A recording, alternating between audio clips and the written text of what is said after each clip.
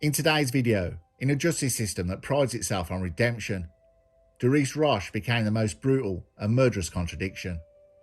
A man free to prove that some lessons are only learned twice. What followed was a grim replay of violence, bureaucracy and misplaced faith, unfolding with all the inevitability of a tragedy everyone saw coming, but no one stopped. This is Curios&Spiritual. We take a look at the two murders, the police investigation, and the trial.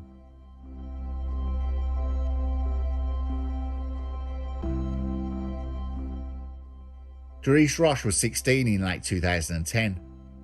He had all the hallmarks of what society would call a troubled youth. Frequent arguments at school, brushes with the police over petty theft and vandalism, and a temperament capable of escalating a minor insult into a crisis. To outsiders, he was merely moody and unpredictable. To those who would later study the case, he was a ticking time bomb in trainers. On the 31st of December 2010, while the rest of the country was busy with fireworks, having a drink, and reflecting on how they had inevitably failed their New Year's resolutions, Direece Roche's world would collide catastrophically with Adam Steele, a 23-year-old care worker whose only crimes were living in the wrong place and having the misfortune of crossing a bunch of dangerous individuals. Direece Roche and his brother Owen Roche went to a party looking for Owen Roche's girlfriend. There was tensions between the couple. The relationship was an abusive one. They turned up at the party in Lancaster Road. The brothers and their friend Liam Appleton went to the flat and demanded to see Owen's girlfriend. The confrontation began as a verbal disagreement, then ended up with a shouting match on the street. A petty clash that could have ended with a shrug, a glare, or a clenched fist. But Direece Roche, demonstrating remarkable foresight, or perhaps an almost fatalistic impulse control problem, produced a knife. In a matter of moments, the argument escalated to deadly violence, and Adam Steele collapsed after being stabbed 5 times. Adam Steele was left on the street, bleeding out. Emergency services arrived with their usual efficiency, but of course no amount of paramedic skill can reverse the inevitable once a teenager with a knife has decided to commit murder. Neighbours later recounted the sequence with a mix of horror and disbelief, shouting, a sudden haunting silence, and then the grim realisation that someone had truly crossed a line that cannot be uncrossed. Adam Steele's death would shock the local community, a community whose brushes with violence had been limited to minor altercations and teenagers thinking they were rulers of the street. The tragedy was stark, absolute, and unfortunately, entirely predictable. Police quickly arrived to secure the scene, performed the meticulous work of collecting the knife, canvassing neighbours, and reviewing CCTV footage from surrounding streets. Predictably, Roche's DNA was on the weapon, fingerprints matched, and the timeline of events was disturbingly straightforward. He and his brother Owen were arrested.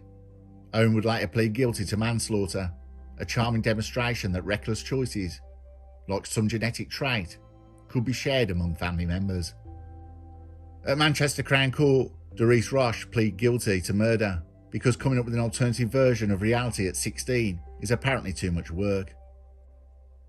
He was sentenced to life imprisonment with a minimum term of 12 years, a term that seemed generous if one still operated on the assumption that humans could rationally consider the consequences of their actions. Owen Roche, meanwhile, received an indeterminate sentence for public protection.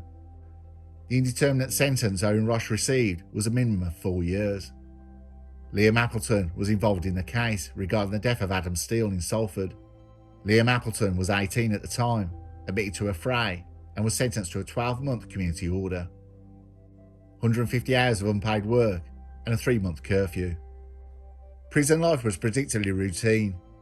Direece Roche was enrolled in education programs, vocational courses, and behavioural interventions, the sort of remedial efforts society loves to showcase. As if learning to weld or complete a workbook can prevent someone with a history of lethal violence from repeating their mistakes. Something that in my head, the film A Clockwork Orange keeps popping up in my thoughts. Prison officials reported him as compliant, mature, and cooperative, proof that humans can adapt remarkably well when freedom is temporarily removed. Over time, he progressed to Category D facility, enjoying the low-risk privileges of slightly more freedom and less supervision. As though the state could train a leopard to behave like a kitten, given the right conditions.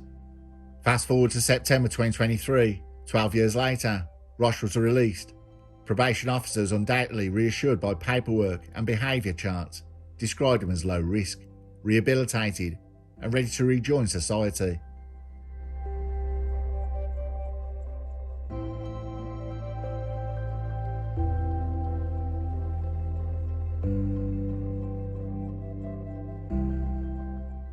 In September 2023, after serving 12 years for the murder of Adam Steele, Direece Roche returned to society. Authorities, ever optimistic, described him as rehabilitated and low risk, which in their words, "We've done everything by the book." Life outside prison initially seemed pedestrian.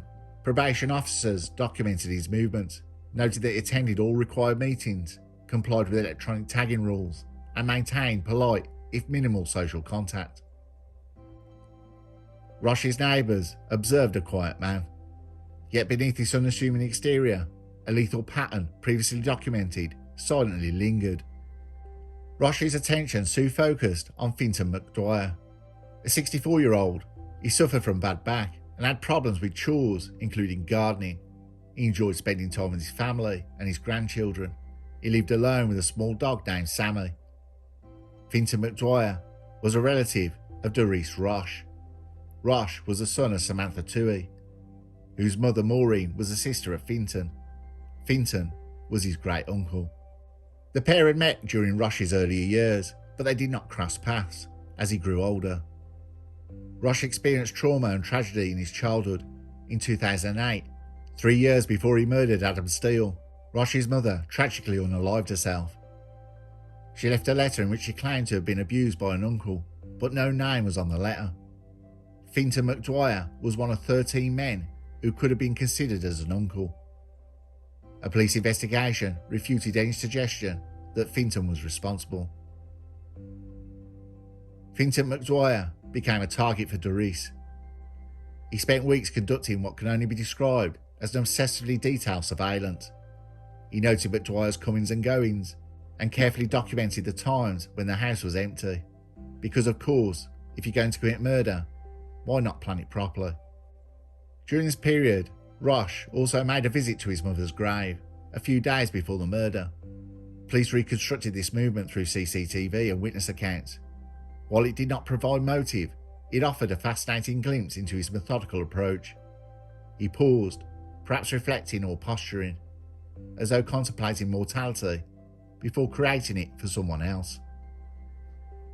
On the night of the 29th to the 30th of June 2024, Roche departed his residence under the cover of darkness.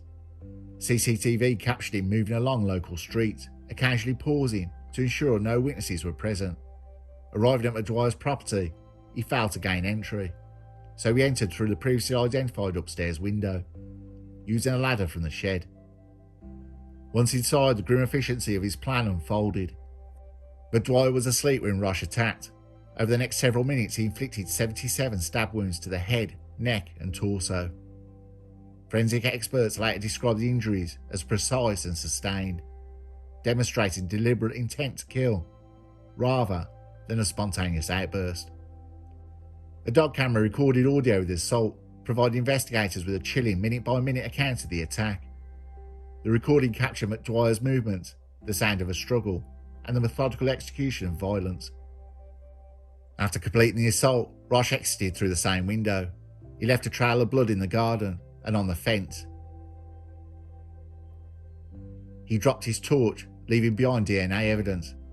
CCTV captured him leaving the vicinity calmly, as if returning from a mundane errand, rather than a bloody murder. The next morning, McDwyer's son discovered the body. Police arrived promptly, cordoning off the house and beginning a meticulous forensic investigation. Blood patterns were catalogued, fingerprints collected, and DNA samples taken from the torch. Investigators traced Roche's movements in the hours and the days surrounding the murder. Noting his premeditated approach, prior surveillance, and a trip to his mother's grave, Witness statements, CCTV and digital evidence all contributed to a clear narrative, a deliberate planning and execution. Direece Roche's arrest followed on the 6th of July 2024. He exercised his right to remain silent. Roche submitted his defence case statement. He claimed that when he was a child, he had been abused by Finton. It was the first time he'd ever made such allegations. He claimed to have been too afraid to make them earlier. Roche claimed Finton had told him his dog Sammy was named after his mother. The link disturbed him and decided he wanted to break into Finton's home and steal the dog, the statement claimed. Claims that the murder was motivated by the theft of a dog or past grievances was dismissed by investigators as implausible. Prosecutors would later emphasise that the attack was not impulsive or a trivial dispute, but a fully planned, deliberate act of lethal violence. The police, by reconstructing Roche's movements, linking CCTV and forensic evidence, tracing patterns of premeditation, investigators were able to assemble a minute-by-minute timeline of the murder.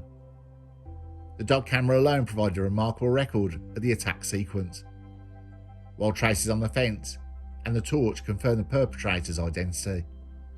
The prior conviction of Adam Steele's murder added an additional layer of clarity, demonstrating a repeated pattern of lethal behaviour.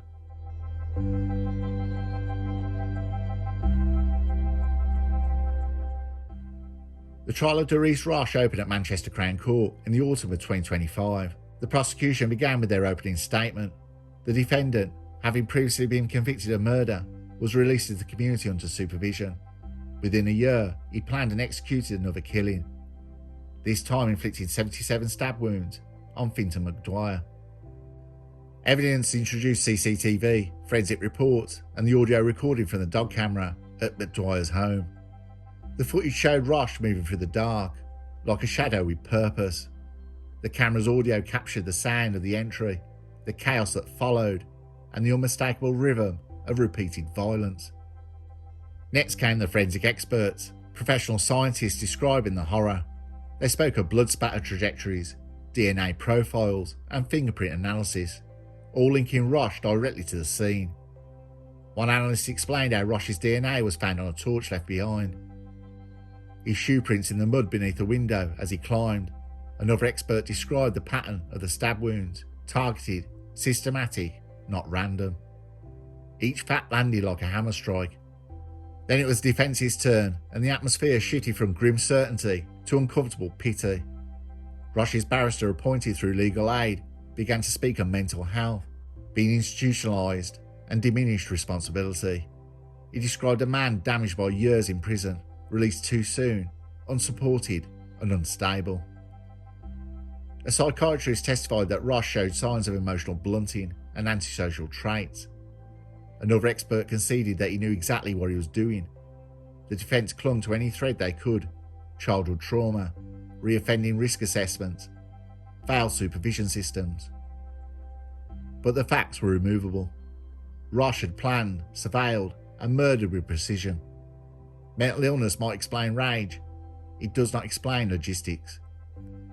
After 2 weeks of testimony, closing arguments began. The prosecution summarised their evidence with the calm assurance of people presenting a foregone conclusion. The defence asked the jury to consider the possibility of psychological decay. The jury retired mid-afternoon on the 28th of October 2025. It took them just 2 hours to return. Guilty of murder. Unanimous. The sentencing followed the next day. Mr. Justice Goose, presiding, delivered his remarks with the precision of someone dissecting the same tragedy for the 100th time. He described the killing as vicious, sustained, and without mercy.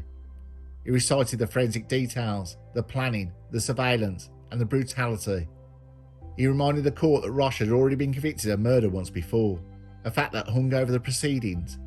The judge paused briefly. "You were given a chance at freedom," he said.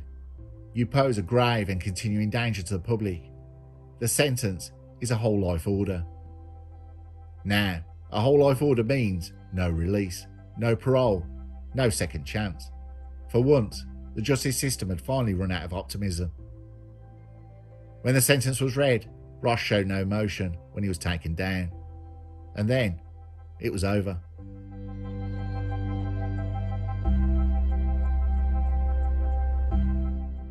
So for the record, it had taken less than 2 weeks to undo 12 years of supposed rehabilitation. The law, ever precise, had given him process, representation, and the benefit of doubt. And yet, as the cell door closed for the last time, it felt less like justice served, and more like an old mistake finally corrected. Too late for everyone involved. Roche's first conviction should have been the end of it. Society locks him away, and justice, in its most mechanical sense, is done. But the machine has a habit of running on hope, even when the evidence screams for caution. So he was released, rehabilitated, supervised, risk assessed. We measured him, labelled him, and then let him go. Confident that paperwork equaled transformation, and then he killed again. The second murder, the 77 wounds that wrote his final act, wasn't just his crime. It was the mirror image of his own institutional faith. We trust that time and therapy can undo wiring that was soldered long ago. We trust in redemption because the alternative is unbearable. That some people are simply unreachable. The notion horrifies the left, so they build policies to deny it, and then someone like Roche walks out of prison and reminds us that denial has a body count. Now he'll die behind bars, a whole life tariff, neat, tidy, final. No sentence can restore faith in the institutions that failed. Perhaps that's the real tragedy here, not that evil exists, but that we keep pretending it can be cured. We speak of learning lessons, and I'm so sick of hearing that. Yet each generation of officials relearns them in blood. The judges change, the ministers rotate, the policies evolve, but the fundamental equation stays the same. Human beings are unpredictable, and some of them will destroy everything they touch. So those in charge write our reports, build our reforms, and call it progress. And somewhere in the quiet cells of a high-security prison, a man named Direece Roche lives out his final years as proof that sometimes progress is just paperwork, pretending to be wisdom.